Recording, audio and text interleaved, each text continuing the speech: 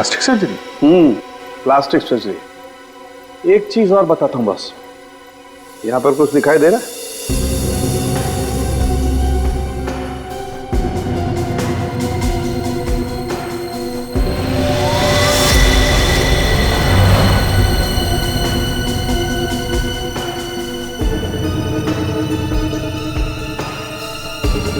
Sir ये क्या है? ये तो कोई सिंबल है, कोई निशान है। नस दबाने पर ही दिखता है। इसलिए हमें निशान वहां नहीं दिखा जहां पे लाश मिली थी। बॉस, ये खास तरीके का ट्रांसमीटर है जो इसकी चमड़ी के अंदर छिपा करके लगाया गया है।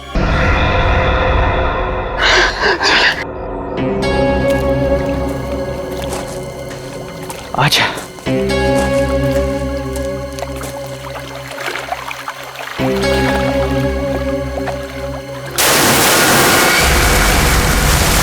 आवाज कैसी है?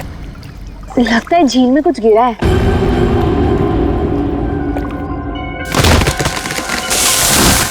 ये दूसरी आवाज कैसी है? ओह माय गॉड, इतने सारे पैसे! मानव, ये सारे तो 1000 रुपए के नोट है। पर ये आ कहां से रहे? अरे छोड़ ना यार, जो भी लक्ष्मी आ रही है सब बटोर के रख ले। बैग में रख, बैग में।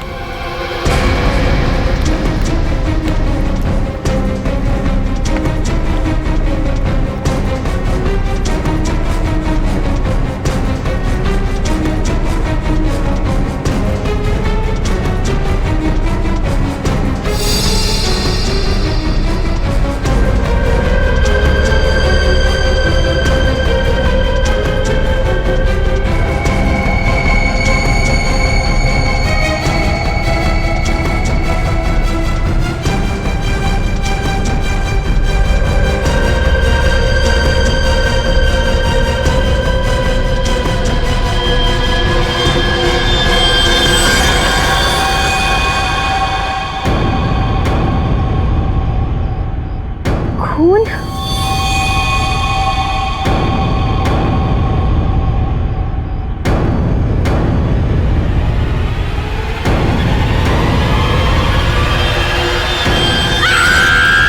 शीतल, शीतल, क्या हुआ? शीतल, क्या हुआ?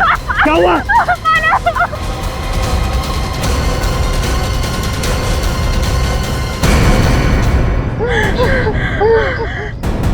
मानव, ये हमें गोली मार देगा। तुम दोनों मानव शीतल हो? तुम हमारा नाम कैसे जानते हो? मैं फॉरेस्ट ऑफिसर हूँ। तुम दोनों को ढूंढते हुए मैं यहाँ आया। किसी ने तुम दोनों के इस जंगल में गुम हो जाने की रिपोर्ट लिखवाई थी। ये बंदूक? ये ट्रैंक्विलाइजर गन है। रास्ते में अगर जंगली जानवर मिल जाए तो उसको बेहोश करने के लिए इसका इस्तेमाल करते हैं। अभी तुम्हारी चीखने की आवाज सुनी थी मैंने। क्या हुआ? क्या हुआ?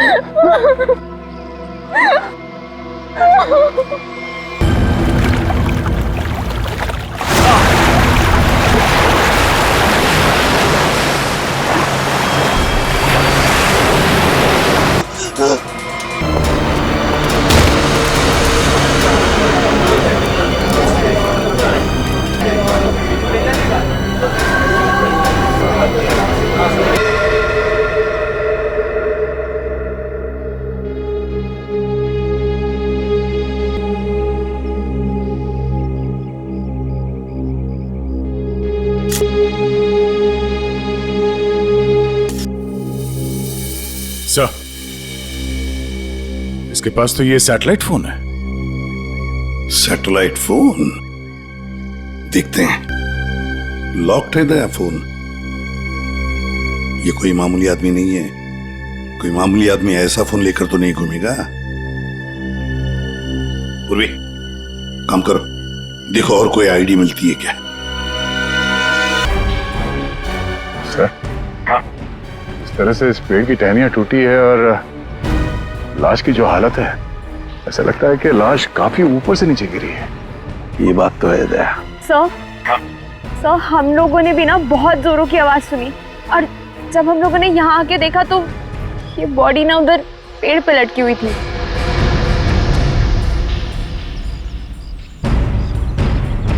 वो क्या है? बैग जैसे लग रहा था, कहीं उसी आदमी के तो बैग नहीं। निखिल, वो देखो, ऊपर चढ़ के देखो क्या है। नीचे उतारो, नीचे उतारो उसे।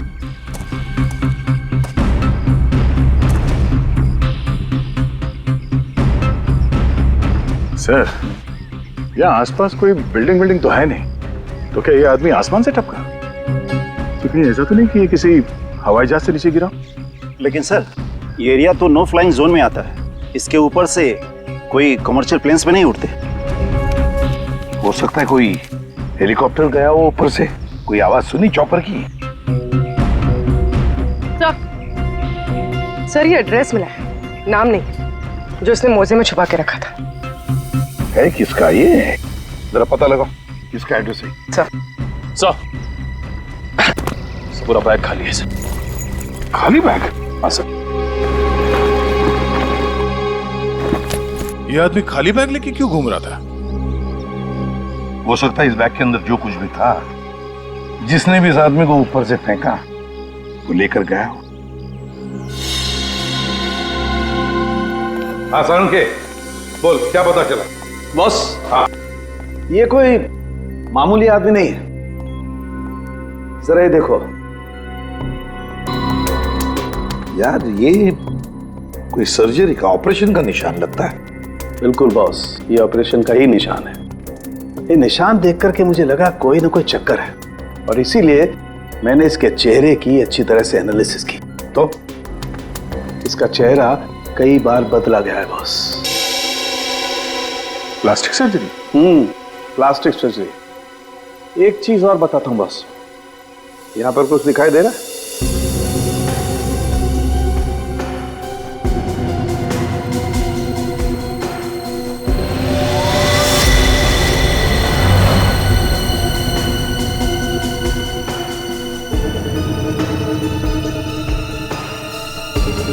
सर, ये क्या है?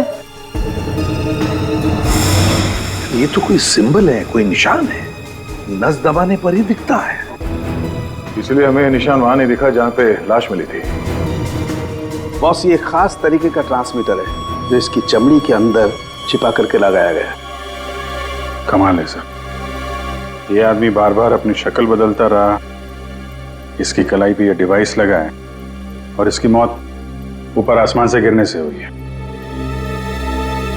अच्छी खासी पहली बना हुआ है। सर, इस आदमी के पास हमने सैटेलाइट फोन को हम डिक्रिप्ट नहीं कर पाए, लेकिन इसके पास से जो कागज पर एड्रेस मिला था वो किसी विशाल नाम के आदमी का है। विशाल? है कौन ये विशाल? इस विशाल के घर जाकर ही पता करना पड़ेगा। सर, थोड़ी देर पहले एक न्यूज आ रही थी, मैंने रिकॉर्ड कर लिया। ये देखें। आज की ब्रेकिंग न्यूज। आज सुबह एक छोटा प्राइवेट प्लेन दुर्घटनाग्रस्त होकर समुद्र में गिर गया। उस इलाके के कुछ लोगों ने एक आदमी को पैराशूट से नीचे गिरते हुए देखा। नौसेना उस विमान के बारे में पता लगाने की कोशिश कर रही है। प्लेन समंदर में क्रैश हुआ है, और वो झील भी तो पास में ही है। हो सकता है ये आदमी भी उसी प्लेन में हो जिसका एक्सीडेंट हुआ है। किसी ने धक्का वक्का दे दिया हो प्लेन से। सर, जो आदमी प्लेन से कूदा था पैराशूट लेके, हो सकता है उसी ने इस आदमी को धक्का दिया हो प्लेन से। हो सकता है। किसी भी कीमत पे हमें उस आदमी के बारे में पता लगाना पड़ेगा जिसने ये धक्का दिया हो। सर, एक बार प्लेन का पता चल जाए तो आदमी का भी पता चल जाएगा। जितने भी प्राइवेट एयरफील्ड है ना, वहां जाके पता लगाओ कि ऐसा कौन सा प्लेन कब उड़ा था और उसमें कौन कौन लोग सवार थे।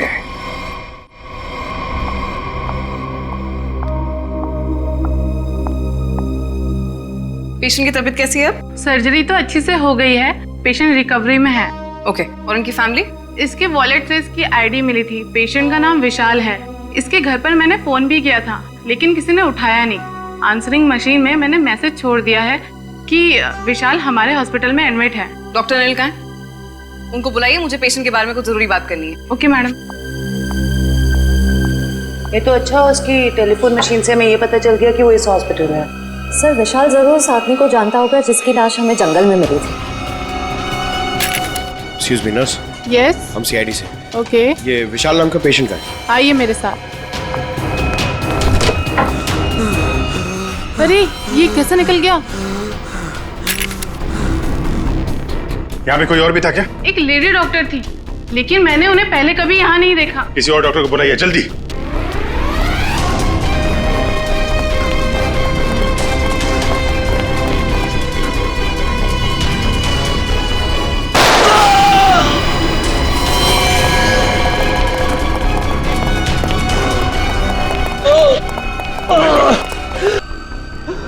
मैंने उसे पकड़ा तो गोली मार के उधर भाग गई। साहब, वो लड़की बाइक पे भागी साहब। बाइक पे भागी? हाँ जी। उसकी डिटेल्स भेजो कंट्रोल रूम में। भाग के जाएगी कहाँ? आयशा आयशा आयशा, विशाल को छोड़ो। हमारी प्रायोरिटी क्या है? वो ब्रीफकेस है ना? यदि नताशा के पास वो ब्रीफकेस नहीं है तो केडी के पास होगा। इसीलिए मैं कहता हूं सीआईडी को केडी की लाश जहां मिली थी वहीं पर कहीं ब्रीफकेस गिर गया होगा। जाओ जाओ, ढूंढो उसे, ढूंढो उसे, ढूंढो। Okay okay. मैंने तुम लोगों को एक छोटा सा काम दिया था, सिर्फ छोटा सा काम, वो भी नहीं कर पाए हैं? विशाल को निपटाने का काम। गोली मारने के बाद उसको हमने समुद्र में फेंक दिया था बॉस। हाँ, हमने सोचा वो मर गया होगा।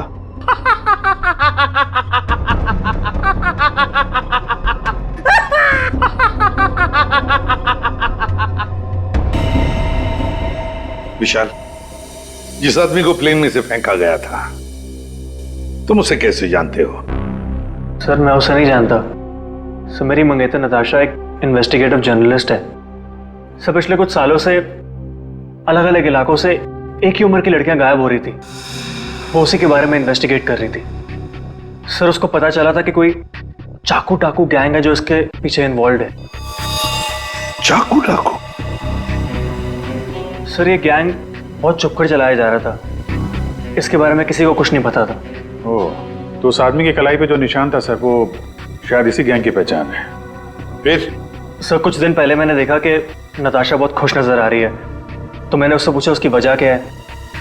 उसने मुझे बताया कि उसके हाथ बहुत जल्द कोई तगड़ा सबूत लगने वाला है। कैसा सबूत?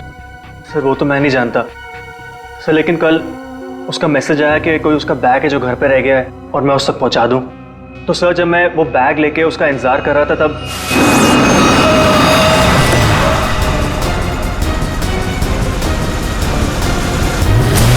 सर वहां से वो लोग मुझे किसी अनजान जगह पे ले गए जहां पे उन बदमाशों ने नताशा को कैद कर रखा था। कौन थे वो लोग? सर मैं नहीं जानता सर। सर मेरी आंखों पे तो पट्टी बंधी हुई थी। मैं सिर्फ नताशा की आवाज सुन सकता था। वो सर अपनी जान की भीख मांग रही थी उनसे। तो उन्होंने तुमसे बैग छीन लिया, उसके बाद क्या हुआ? सर वो जो कुछ भी ढूंढ रहे थे वो उनको उस बैग में नहीं मिला। तुम उनसे बचकर कैसे निकले? सर उन लोगों ने मुझ पे गोली चलाई और मुझे समुद्र में फेंक दिया। सर मैं किसी तरह बच गया और तैरकर किनारे तक पहुंच गया, लेकिन वहां भी उन लोगों ने मुझे मारने की कोशिश की। अभिजीत, दया, वो आदमी जो प्लेन में से फेंका गया था वो इन्हीं के गैंग का था। उसके कलाई पर वो निशान भी तो था।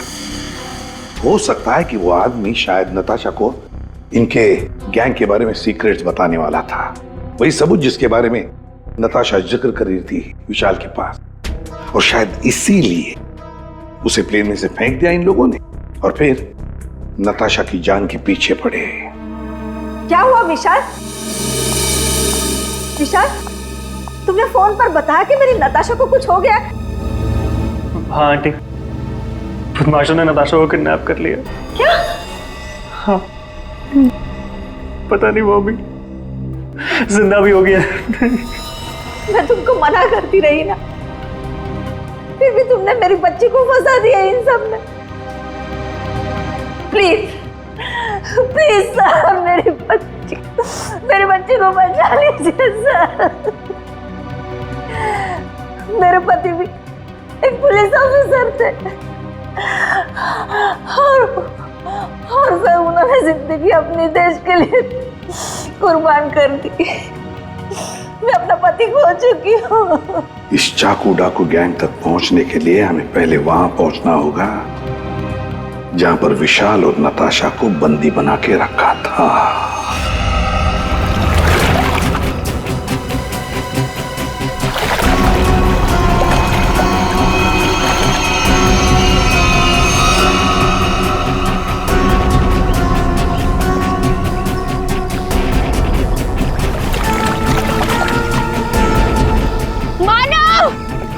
प्लीज, मुझे बहुत घबराहट हो रही है।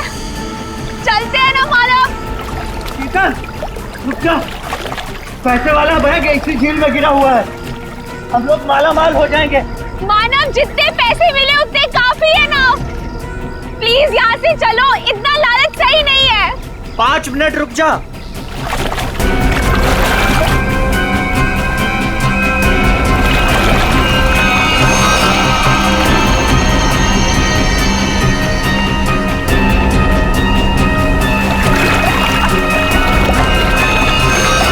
मिल गया।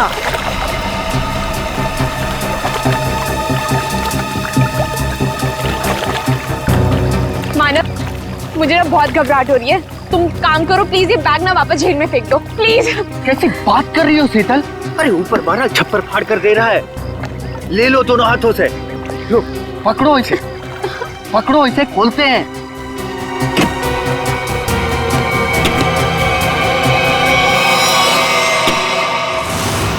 थैंक यू जो तुमने मेरे लिए बैग ढूंढ लिया।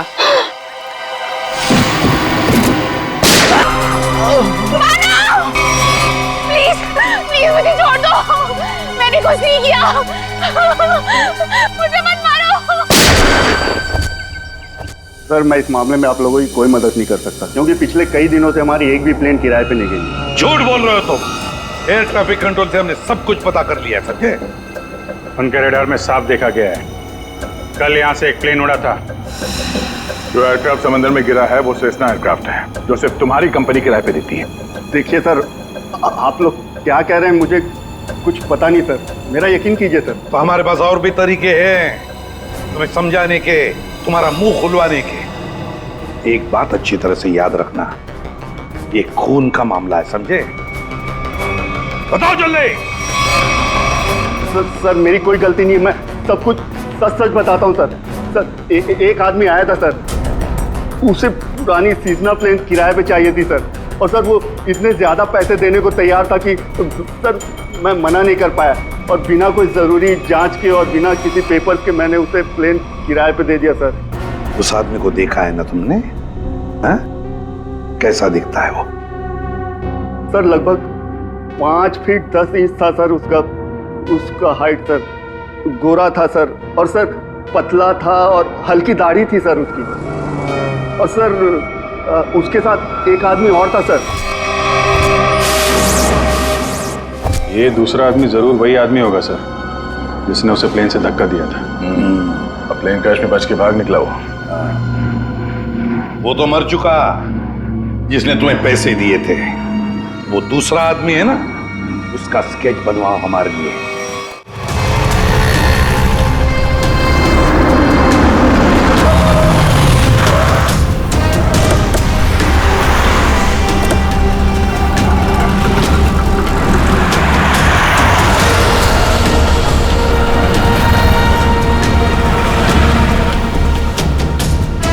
सर बस यहीं खड़ा था बस मैं। यहीं पर?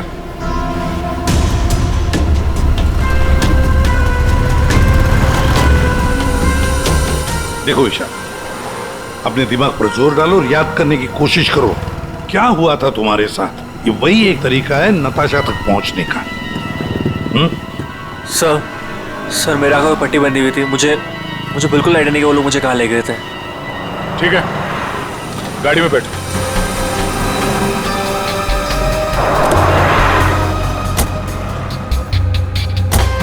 देखो ईशा, तुम्हारे आंखों पर पट्टी बंधी थी, है ना? जी। तो आप ऐसे सोचो कि पट्टी है तुम्हारी आंखों पर, इसलिए आंखें बंद करो और याद करने की कोशिश करो। हर एक बात, छोटी बड़ी जो कुछ भी, कोई आवाज, कोई खुशबू, कुछ भी।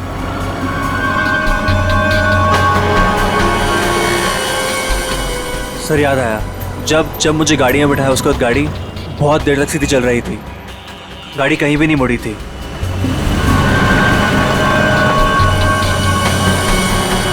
सर तकरीबन 10 मिनट के बाद गाड़ी राइट में मुड़ी थी। राइट लिया था? सर यहाँ से थोड़ी दूर जाने के बाद एक राइट टर्न तो है, ले लेते हैं। और क्या याद आता है? मुझे ट्रेन की आवाज भी सुनाई दी थी। ट्रेन की आवाज? सर यहाँ से थोड़ी दूर पे रेलवे लाइन तो है। अच्छा, ये कौन सी ट्रेन थी, लोकल ट्रेन या मेल गाड़ी की आवाज? सर शायद लोकल ट्रेन की थी। Local train? और याद करने की कोशिश करो। सर उसके बाद गाड़ी राइट मुड़ी थी और वहाँ पे एक चर्च भी थी सर, क्योंकि मुझे वहीं पे चर्च की घंटी की आवाज़ सुनाई दी थी। तो वो रहा चर्च।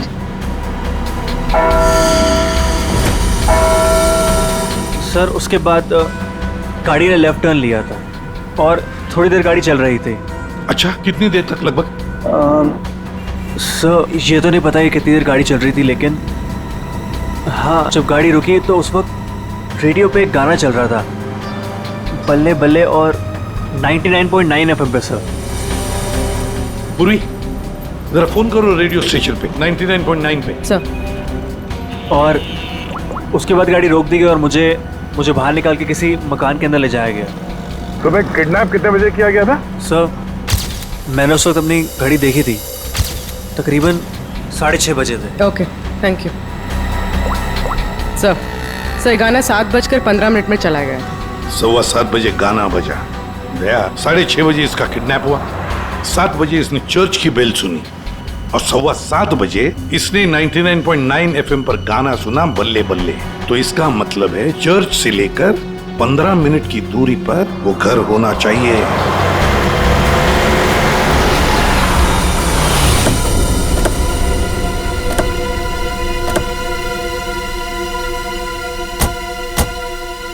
दया, रास्ता तो बंद है, खत्म हो गया रास्ता। फिर भी चर्च से 15 मिनट की दूरी पर यही एक घर है।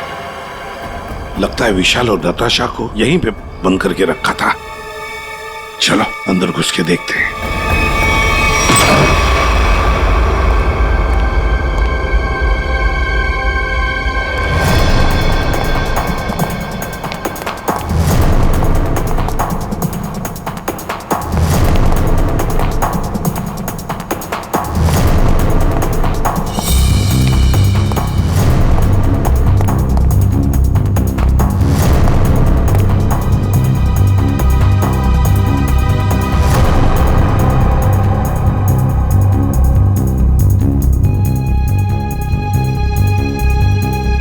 बताओ क्या हुआ था यहाँ पर? मुझे यहाँ घसीट के लाया गया था, मेरी आंखों पे पट्टी थी। तो बता सकते हो कितने लोग थे, कुछ अंदाज? मुझे तकरीबन 3 लोगों की आवाज सुनाई दी थी। अच्छा। और उसमें से 2 आदमी थे और एक लड़की। 2 आदमी, उनके साथ एक लड़की भी थी? जी। उसी ने कहा था कि इसको गोली मार दो। फिर मैंने किसी के कदमों की आवाज सुनी मेरी तरफ आते हुए, और फिर गोली की आवाज आई और अचानक मेरी जांघों में आग लग गई। गोली मेरी जांघ में घुस गई थी।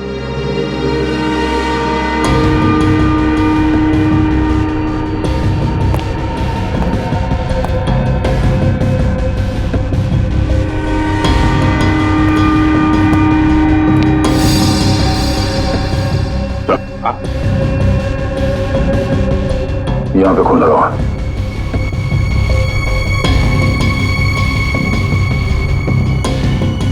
और तो आसपास कहीं कुछ दिख नहीं रहा सर। विशाल, जब तुम्हें वो यहाँ पे ले आ रहे थे तब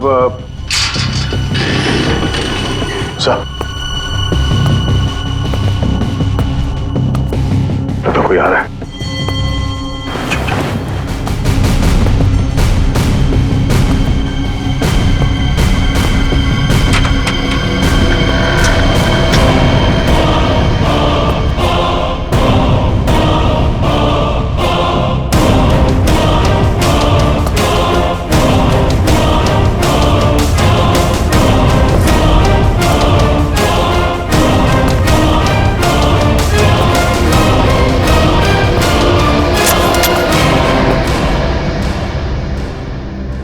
मेरे पास गन नहीं है। गन नहीं है तो फिर यहां क्या करने आए हो? किसी को ढूंढ रहा हूं। किसे ढूंढ रहे हो? एक लड़की को। वो लड़की तुम्हें यहीं मिलेगी, ये तुम्हें कैसे मालूम? पिछली बार वो मुझसे यही मिली थी। जरा तुम्हारी शक्ल तो देखें।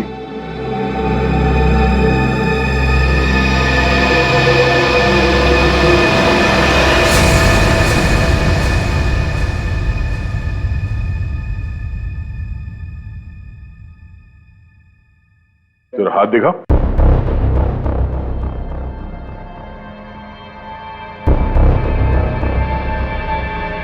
तुम जो सोच रहे हो मैं वो नहीं हूं।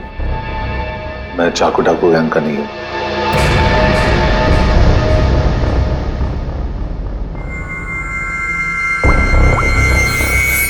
इसे जानते हो? ये तो बीकू लोमड़ी है। जानता है? सुपारी लेता है, खून करता है। इस भिक्कू लोमड़ी ने एक आदमी को प्लेन में से फेंका था नीचे, और वो चाकू डाकू गैंग का आदमी था।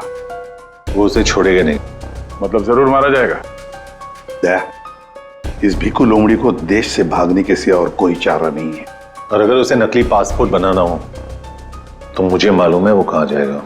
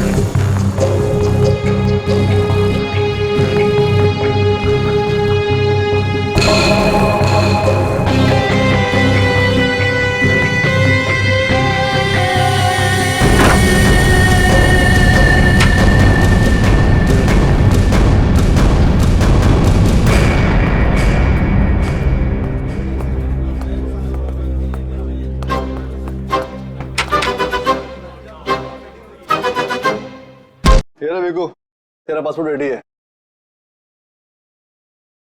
तू इधर क्यों है? देख, मैं तेरी कोई मदद नहीं कर सकता। जिसको तू ढूंढ रहा है ना, उसके बारे में मुझे कुछ नहीं मालूम। समझा क्या? वो छोड़, चाकू डाकू गैंग के बारे में मालूम है? तू ऐसे नहीं मानेगा। तू गोली ही खा ले।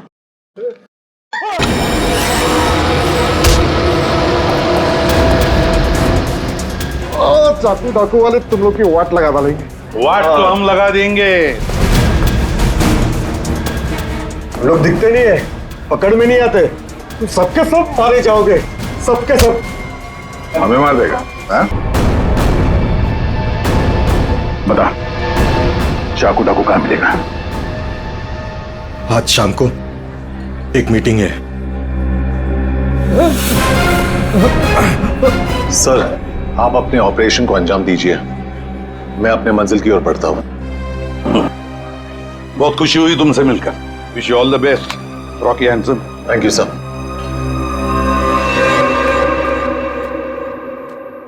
बॉस ब्रीफकेस मिल गया सर। और वो दो लोग जो थे ना, उनको भी खत्म कर दिया मैंने। उस ब्रीफकेस में जो कुछ भी है उसे किसने किसने देखा है? अब सिर्फ मैंने।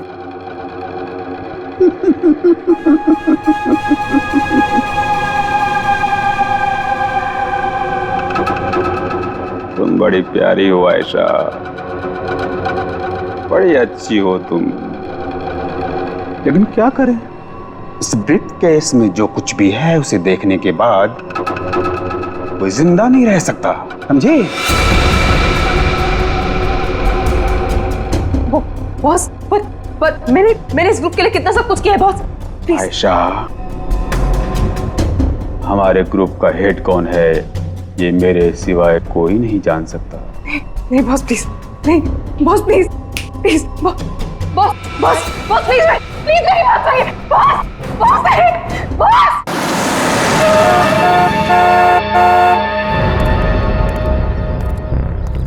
अपनी पहचान बताओ। मैं मेंबर नहीं हूं, लेकिन बॉस ने मुझे मीटिंग में बुलाया।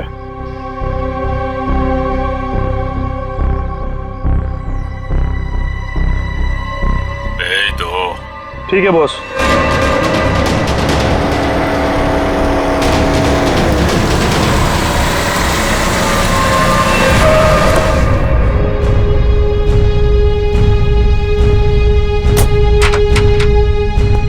आओ बिकू, आओ। शाबाश, तुम्हारी इतनी हिम्मत कि तुम वापस यहाँ आ गए। मेरा काम था तुम्हारे ग्रुप में छुपे हुए उस गद्दार को मारना, जो रिपोर्टर नताशा को ग्रुप के बारे में सब कुछ बताने वाला था, और मैंने वो किया। हाँ, पूरा कर दिया। लेकिन मैंने तो आपको ये कहा था कि हमारे काम की कानो कान खबर नहीं होनी चाहिए। लेकिन तुम्हारी बेवकूफी की वजह से केटी की लाश सीआईडी को मिली लाश, और वो सीआईडी हमारे ठिकाने का पता ढूंढ रही है।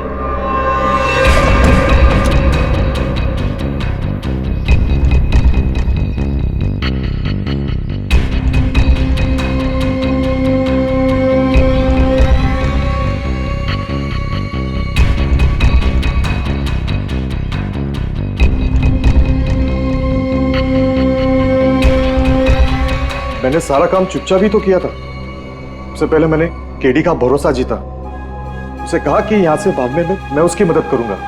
बड़ा ही शातिर खिलाड़ी था केडी तुम्हारी गैंग का। अरे बड़ी मुश्किल से मैंने उसे प्लेन से बाहर फेंका, जानते हो? और तुमने ब्रीफकेस भी बाहर फेंक दिया।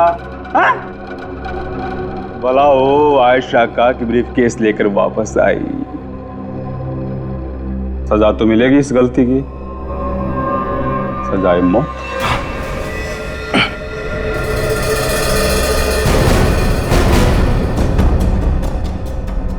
इसका मतलब आप मुझे भी मार डालोगे? हमारे ग्रुप की खासियत है कि हम अपना काम साए में करते हैं, किसी को दिखा के नहीं करते। और तुम्हारी बेवकूफी की वजह से आज पूरी दुनिया को हमारे काम के बारे में, हमारे बारे में पता चल चुका है। तुम्हें सजा तो मिलेगी, सजा है मौत।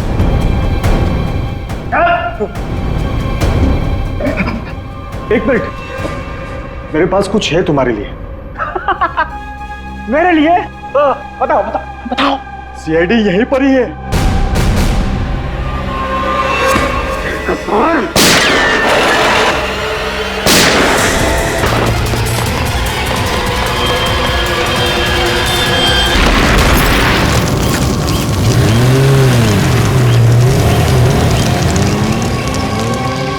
सब कुछ खाक हो गया था। देखो, बताओ हमें, तुम्हारी गैंग का लीडर कौन है? मर जाएंगे।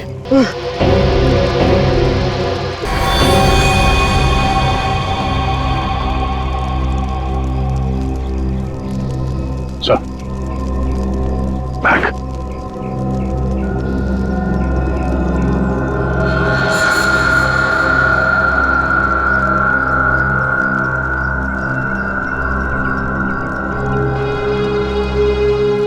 माय गॉड,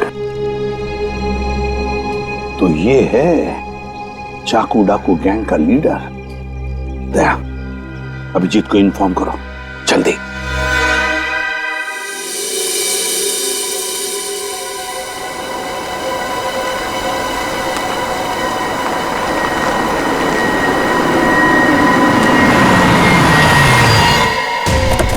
चल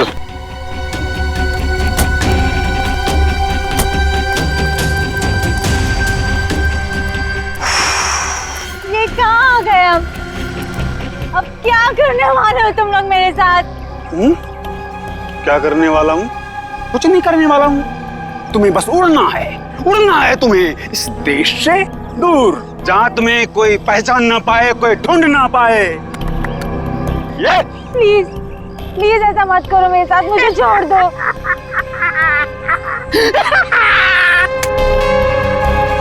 तुम्हारी गलती है, तुम्हारी गलती है। किसने कहा था तुम्हें नाक गुजरने को हमारे धंधे में? मैंने कहा था, इसने कहा था, इसने कहा था, किसने नहीं कहा था? फिर क्यों घुसाड़ी अपनी नाक हमारे धंधे में? और हमने तुम्हें मारा नहीं। क्यों नहीं मारा मुझे? इसलिए नहीं मारा तुम्हें कि मुझे छोड़ दो, प्लीज छोड़ दो मुझे, प्लीज।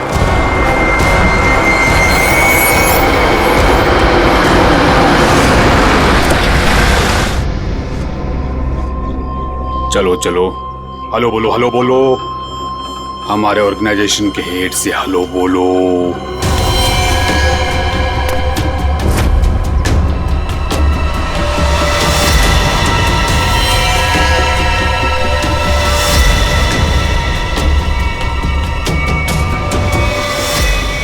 मम्मा, मम्मा आप इस गैंग की हेड है?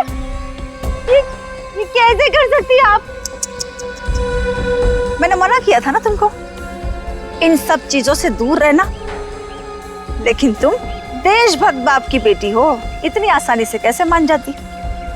लेकिन अब तुम जो देख रही हो वही सच्चाई है, और इसे जितना जल्दी मान लोगी उतना अच्छा है। क्यों मम्मा, क्यों किया आपने ऐसा? अकेली कब तक तकलीफें झेलती, कैसे बड़ा करती तुझे?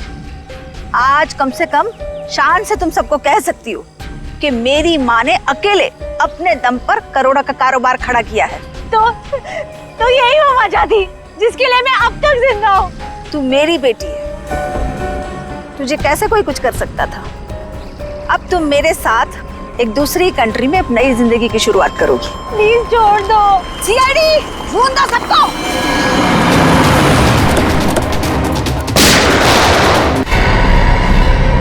वरना इसे उड़ा दूंगी।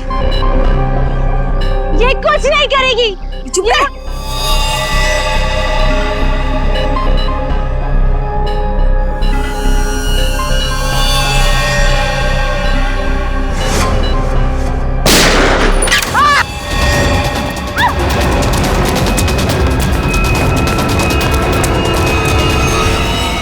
नाटक तो बहुत अच्छा करते हैं आप, अब जरा इनके नाटक से पर्दा गिरा दो।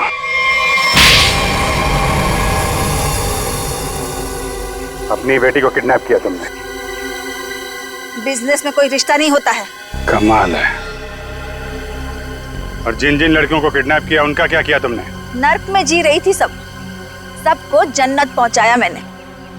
अब जन्नत वाले खुश, वो खुश और मैं भी खुश। इतने लोगों को खुशियां देना गलत कैसे हो सकता है? हजारों मासूम लड़कियों की जिंदगी तबाह की है तुमने, और ना जाने कितने मासूम लोगों को मरवा दिया। तुमने जो कुछ भी किया है, कानून उसकी कड़ी से कड़ी सजा देगा।